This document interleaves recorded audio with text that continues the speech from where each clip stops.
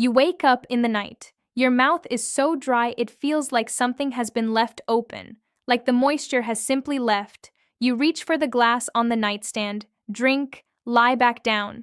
The glass needs refilling by morning. You have told yourself it is the heating, the air conditioning, that you sleep with your mouth open, that you simply need to drink more water. And your doctor, when you mentioned it, said more or less the same thing. I am Dr. Amelia Carter. And I want to tell you something that almost never gets said clearly in a standard appointment. Waking with a dry mouth is almost never a water problem. It is almost always a gland problem, or a medication problem, or in a specific subset of patients, a signal from the body about something systemic that has nothing to do with how much you drank before bed. And the reason that distinction matters, the reason this symptom deserves more than a suggestion to drink more water, is what I am going to show you in the next 20 minutes. I'm going to name the most common cause in a moment. But I need you to understand the mechanism first, because if I simply name it now, many of you will recognize it, nod, and not understand why it matters. The why is the part that changes what you do about it. I want to tell you about a woman named Sylvia. Sylvia is 66 years old. She had been waking with a dry mouth for almost 2 years. She had bought a humidifier. She had started leaving a glass of water on the nightstand. She taped her lips shut at the suggestion of a sleep forum she had found online, which did not help and which, she told me, her husband had found alarming. She mentioned it to her GP once. He checked her blood sugar, normal, and suggested she was probably a mouth breather. She accepted this. Sylvia came to see me about something different entirely. She had had 2 chest infections in 8 months. She did not connect these to the dry mouth. She had no reason to. They had been treated with antibiotics. She had recovered each time, and life had continued. But when I reviewed her medications, a blood pressure tablet, a bladder medication she had been on for 18 months, and an antihistamine she took nightly for sleep, something became clear to me that had not been visible to any of the 3 separate prescribers who had written those prescriptions. All 3 of those medications cause dry mouth as a documented pharmacological effect, not as a rare side effect, as part of how they work. And Sylvia's dry, unprotected mouth through 2 winters of uninterrupted use had been allowing something into her lungs that saliva's job is to prevent. We will come back to Sylvia. Because what her story reveals about a symptom that most people consider minor is exactly what this video exists to show. Before I take you through the causes, I want to explain what saliva actually does, because most people think of it as something that helps you chew. That is the smallest part of its job. Your mouth produces between half a liter and 1.5 liters of saliva every day. During the day, that production is relatively continuous. During sleep, it drops dramatically. This is normal. But in a healthy mouth, even the reduced overnight saliva is enough to perform 3 critical functions. First, it neutralizes the pH of the mouth, preventing the bacterial overgrowth that happens in an acidic environment. Second, it forms a thin protective film over the oral mucosa, the soft tissue lining of the mouth and throat, that acts as a barrier between the air and the tissue beneath. Third, it contains antimicrobial proteins, lactoferrin, lysozyme, immunoglobulin A, that specifically suppress the bacterial species that cause respiratory infections when inhaled. When that overnight saliva is absent or severely reduced, those 3 functions collapse simultaneously. The mouth becomes a less protected environment. Bacteria that would normally be neutralized accumulate. And with every breath taken through a dry mouth during sleep, a small fraction of that bacterial load is inhaled into the airway. This is called microaspiration. It is continuous, invisible, and in most people entirely harmless because a healthy saliva environment suppresses the bacteria before they reach a concentration that causes damage. But remove the saliva, and the story changes. There are 4 things that cause significant nocturnal dry mouth in adults over 60. And I want to give each one its own moment, because confusing them leads to the wrong intervention, and the wrong intervention is worse than no intervention at all. Cause 1, medication-induced salivary gland suppression. Your salivary glands are controlled by the autonomic nervous system, the same system that regulates heart rate, digestion, and blood pressure. A branch of that system called the parasympathetic nervous system drives saliva production. When medications block the activity of that branch, which many commonly prescribed medications do, saliva production falls. The technical term for this effect is anticholinergic. Anticholinergic medications block the chemical messenger that the parasympathetic system uses, and the consequences are predictable and consistent: dry mouth, dry eyes, constipation, urinary retention, and in seniors, increased cognitive load. The medications that most commonly do this in seniors include bladder medications. Oxybutynin and tolterodine, prescribed for overactive bladder, are among the most potent anticholinergic agents in common use. If you were prescribed one of these for nighttime urination and you now also wake with a dry mouth, those two things are not separate problems. They are the same medication doing two things simultaneously. Antihistamines taken for sleep. Diphenhydramine, the active ingredient in most over-the-counter sleep aids, is also strongly anticholinergic. The dry mouth that follows the drowsiness is not a coincidence. It is the same mechanism producing both effects. Certain antidepressants, particularly the older tricyclic antidepressants like amitriptyline, but also some newer ones, have significant anticholinergic activity. If an antidepressant was added to your regimen in the same period that your dry mouth began, that timeline is clinically relevant. Certain blood pressure medications, particularly older alpha-methyl-dopa, and some diuretics that change the composition of saliva rather than its volume. The mouth is dry, but the sensation is different, thicker, stickier, rather than simply absent. The clinical reality. Here is the clinical problem that Sylvia illustrated perfectly. Each of these medications is prescribed by a different clinical person for a different condition.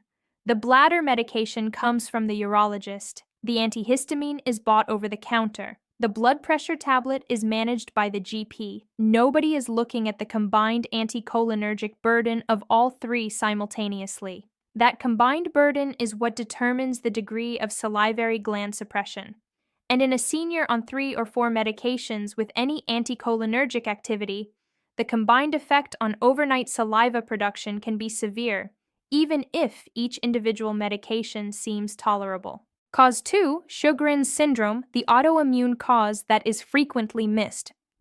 Sjogren's syndrome is an autoimmune condition in which the body's immune system attacks the salivary and lacrimal glands, the glands that produce saliva and tears. The result is persistent, severe dry mouth and dry eyes that do not respond to hydration and do not improve with medication adjustments. It affects approximately 4 million Americans. The majority are women. The average time from first symptom to diagnosis is 4 to 7 years, partly because dry mouth is dismissed as minor, and partly because Sjogren's is a systemic autoimmune disease that can produce fatigue, joint pain, and other symptoms that are attributed to other conditions or to aging. The distinguishing feature of Sjogren's-related dry mouth is this: it does not fluctuate with medication changes. It does not improve significantly with increased fluid intake. It is persistent, progressive, and accompanied by dry eyes that are similarly unresponsive to drops. If your dry mouth has been present for more than a year, is severe enough to interfere with chewing, swallowing, or speaking, and comes with persistent dry eyes, this diagnosis warrants a blood test, not another suggestion to drink more water. The test is an anti-SSA and anti-SSB antibody panel. It is a simple blood draw. It is not part of a standard panel, and it is almost never ordered unless someone asks for it by name. Cause: 3. Sleep-disordered breathing, the cause that explains itself. If you wake with a dry mouth and you do not have significant anticholinergic medication burden and your eyes are normal, the next question is a simple one. Are you breathing through your mouth at night? Mouth breathing during sleep is almost always a consequence of something, not a habit. A deviated septum, nasal polyps, chronic allergic rhinitis that has blocked the nasal airway, or most significantly, obstructive sleep apnea. In obstructive sleep apnea, the upper airway repeatedly collapses during sleep. The body's response is to open the mouth to restore airflow.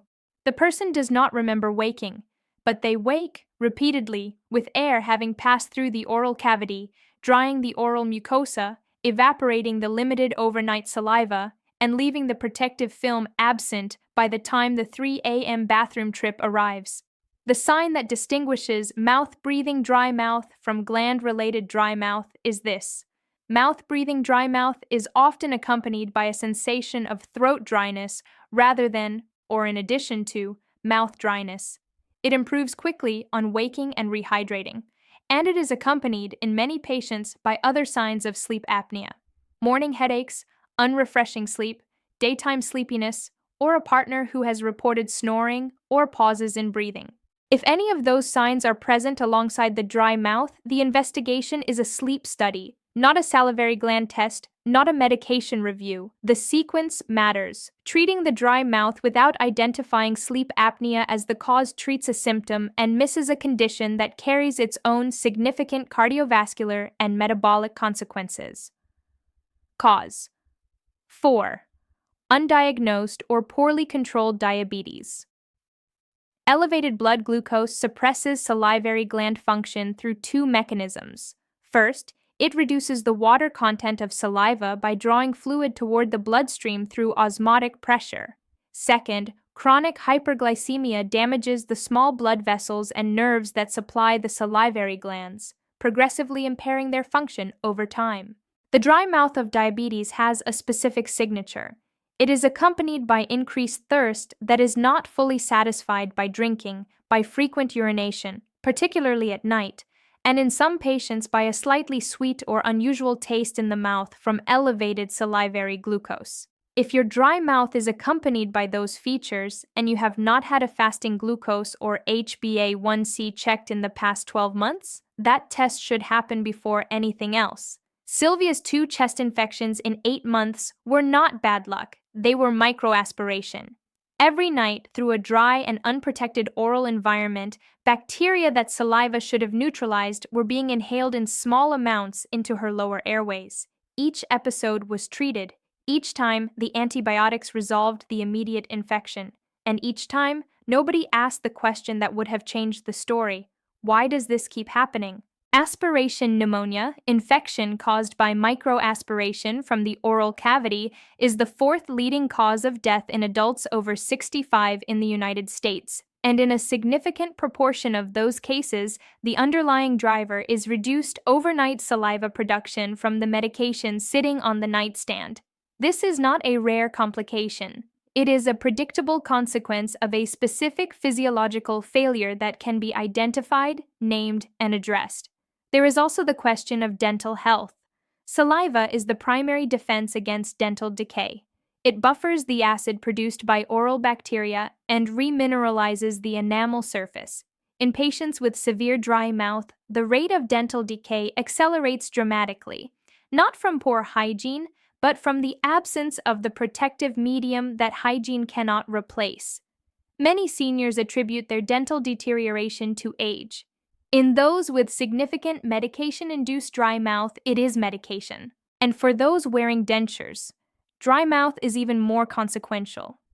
Bacteria colonize the interface between the denture base and the gum tissue aggressively without the regulating effect of saliva.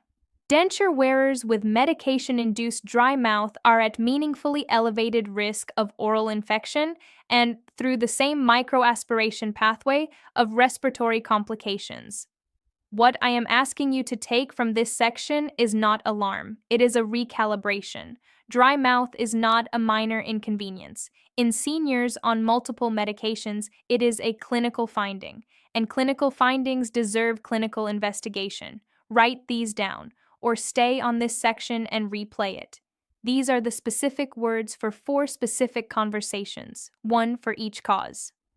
Your exact words at your next appointment. Important. Do not skip this.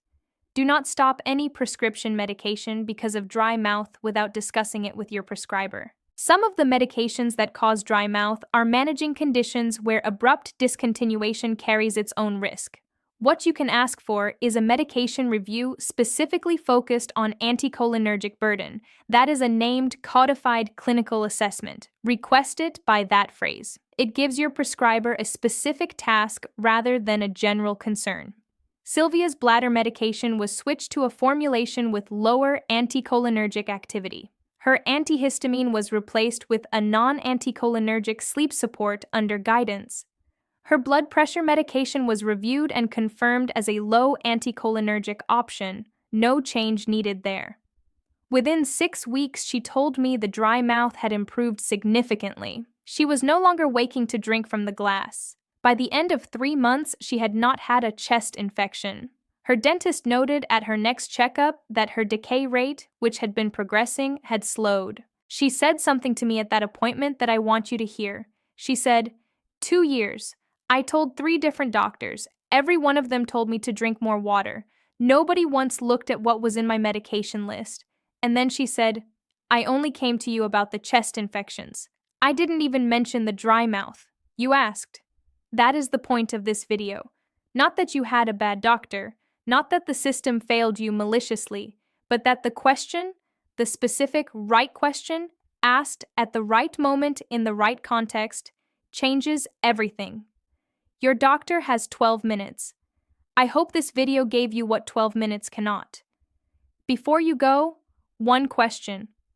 How long have you been waking with a dry mouth? And has anyone ever asked you what medications you were on when it started? Put it in the comments. Not your medical history. Just whether anyone has ever connected those two things for you before today. Because I think the answer for most of you is going to tell its own story. Subscribe if you want more of this. Free. First link below. When you write to me, I write back.